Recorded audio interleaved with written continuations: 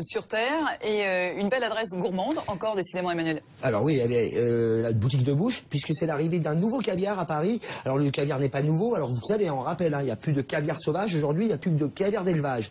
Et qui dit caviar d'élevage, eh bien il y a des bons éleveurs et des moins bons, il y a des véritables terroirs, et à ce petit jeu, les Français sont pas mauvais, avec plusieurs marques, plusieurs terroirs. Là c'est un caviar de Dordogne, la maison s'appelle De Neuvic, donc caviar français made in Dordogne. De Neuvic jusqu'à présent n'avait pas, j'allais dire, de pignon sur rue, du Vitruve. Il s'installe à Paris, beau quartier de Bouchy en est, la rue de l'Odéon au numéro 16.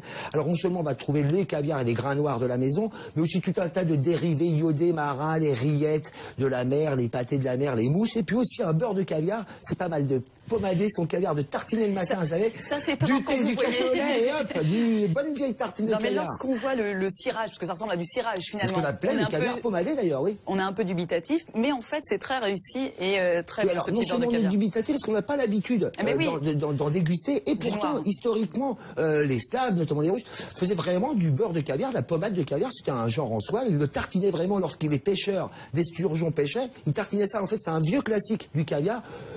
Nous, on a tellement l'habitude de le voir comme cela perler en beau grain qu'on n'a pas l'habitude. Mais goûter, c'est bon. Un petit thé Benjamin Burton là. De Neuvic, c'est 16 rue de l'Odéon dans le 6e arrondissement de Paris. Et justement, on parlait de Fashion Week tout à l'heure.